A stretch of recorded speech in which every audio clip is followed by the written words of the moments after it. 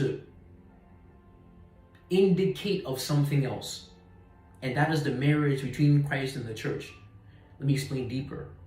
What that means is that marriage is supposed to serve as a foreshadowing between Christ and his marriage to the church. That when you see a human marriage, you're supposed to see the marriage between Christ and the church. Sort of like a movie trailer. The movie trailer is not the full movie, but it gives you a glimpse of the full movie. Human marriage is supposed to give us a glimpse of the marriage between Christ and the church. And so there are two kinds of marriages. There's the horizontal marriage, which is between human beings, and there's the vertical marriage, which is between God and man. In the same way that human beings can get married, which means the two become one, two separate entities become one entity, that's marriage. But in the marriage between God and man, he wants God, who is one entity, to become one with man, human species. In the vertical relationship, the vertical marriage, the objective is that the entity called God becomes one with the entity called mankind. The two become one.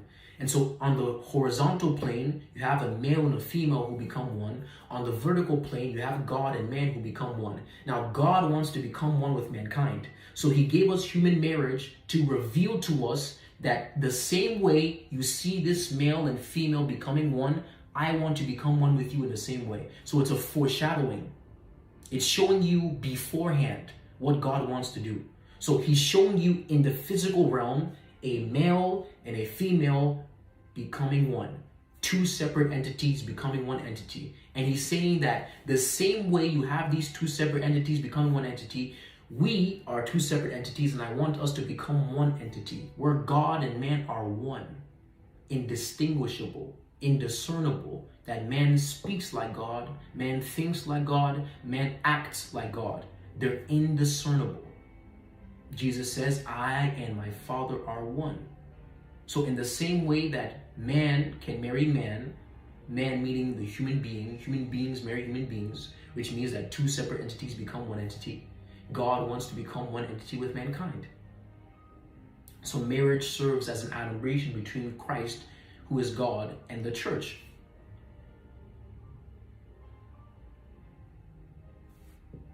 Ephesians chapter 5, verses 22 to 23.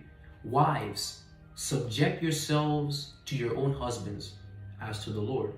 For the husband is the head of the wife, as Christ also is the head of the church, he being himself the Savior of the body. But as the church is subject to Christ, so also wives ought to be to the husbands in everything. So what is he saying? The husband is the head of the wife, as Christ is the head of the church.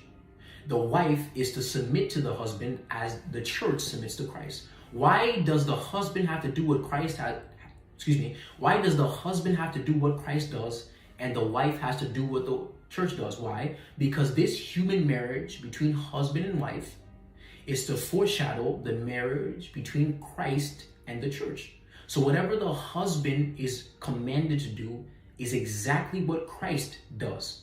And whatever the wife is commanded to do is exactly what the church does. So that when you see human marriage, it looks exactly like the marriage between God and man. It's supposed to be a copy and paste, a carbon copy, an exact replica of the marriage between God and man. So whatever Christ is expected to do for the church, the husband for the wife, whatever the church, and the church means the body of Christians worldwide. So all Christians scattered throughout the world, that's the church as an entity, is expected to submit to Christ. The wife in a human marriage is expected to submit to the husband. Why? So that when you see the wife submitting to her husband, she's doing exactly what the church does to Christ. So that when you see this marriage, it foreshadows, adumbrates, outlines this marriage. So you have this vertical marriage between God and man, and this horizontal marriage between man and man. So that when this wife submits to this husband, which means to obey, to be subordinate, it looks exactly like the relationship that God has with man. That man, in the same way, is supposed to submit to God. So that, like a movie trailer, you get a glimpse into the movie. When you see a human marriage and a human wife submitting to a human husband, you get a glimpse into the kind of relationship that God wants to have with men. The same way that that wife submits to her husband is how God wants us to submit to him. So he's using this human marriage to explain to us the kind of relationship that he wants to have with us. Now, why does God do this? Matthew chapter 6, verse 10, your kingdom come, your will be done on earth as it is in heaven. What does that mean?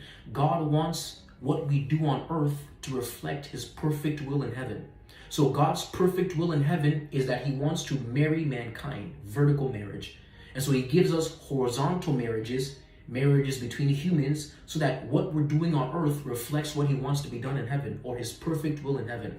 So God's will is to marry man, so he lets human beings marry each other, so that when you see human marriage, you know and get a glimpse into God's will for us, which is that he wants to become one with us. That's the purpose of marriage.